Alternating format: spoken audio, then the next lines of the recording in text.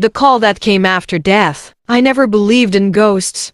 Not until the night my dead cousin called me. Armin was found in a river 2 weeks earlier. The police called it an accident. Slippery rocks, deep water, late night. But his mother swore he never went near that place. His phone was never recovered. On the 15th night after his funeral, I was lying in bed scrolling aimlessly. The clock read 2:17 a.m. My phone vibrated. Incoming call. Armin. I froze. At first I thought it was some sick joke by our relatives. Maybe someone found his phone and wanted to scare us. My finger hovered over the screen. The ringing continued. Long. Heavy. Like it was waiting for me. I answered. Hello? Silence. Only breathing. Slow. Wet. Like someone was underwater and gasping. Armin, I whispered. The breathing stopped. Then his voice came. Weak. Broken. Like shattered glass. Why did you let me go alone? My stomach dropped. I said, though I wasn't sure why I was replying. You promised, you said you'd come with me. A memory hit me. 2 months ago he asked me to go to that river with him at night. I refused. I was busy. It didn't seem important. He laughed on the phone back then. Said next time. But there was no next time. Armin, where are you?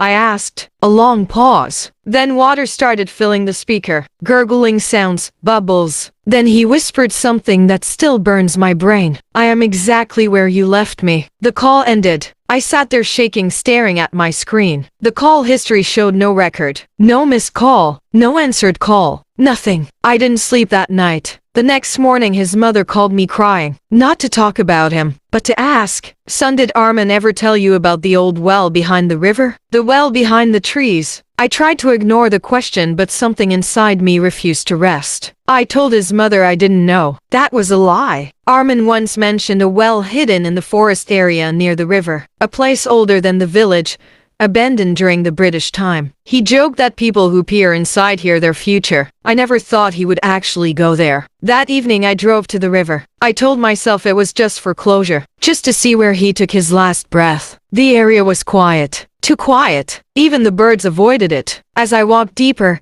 past broken branches and tall weeds, I saw it. The well, half buried in earth, covered in moss. Its stones wet as if someone had just touched them. I stepped closer. The air felt heavy, like breathing through thick cloth. I leaned over. Nothing. Just darkness. Then, drip, drip, drip. I threw a stone inside. I waited. No sound. No splash. Just silence. Too deep. My phone vibrated again. No caller ID. I swallowed. Hello? No answer. But this time, I heard something else. Don't look inside. Cold swept over me. I stepped back.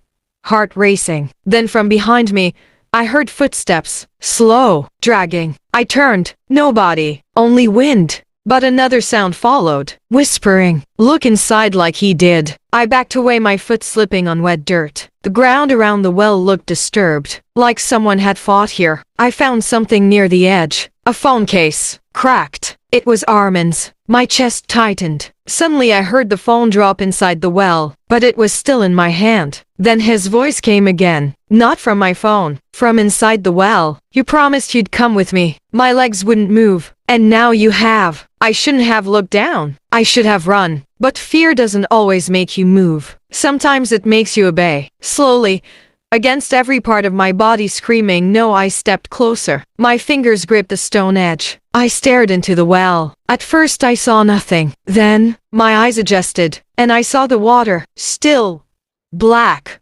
like oil. Then the surface moved. A long shape started rising, not floating, climbing. Fingers appeared first, white, bloated, skin hanging off. Then a hand, then another. My heart hammered so hard I thought it would burst. Armin's face emerged, but it wasn't his anymore. His eyes were open, filled with river water. His lips were torn, his skin swollen like he had been submerged for years, not weeks. He smiled. Water poured from his mouth. You finally came, he said softly. I couldn't speak. You left me here, he continued. So now you take my place. The ground started vibrating. The stones of the well trembled. His arm stretched out toward me, longer than a human arm should be. I tried to step back. My feet wouldn't respond. Behind me whispers grew louder. Not one voice. Many people. Different ages. Different tones. all saying the same thing. Look inside. Look inside. Look inside. I realized then, this wasn't just his place. It was a collecting place. A place where abandoned promises go to rot. I forced my leg to move and step back. His face twisted. The smile cracked. The water began boiling. You can't leave, he screamed,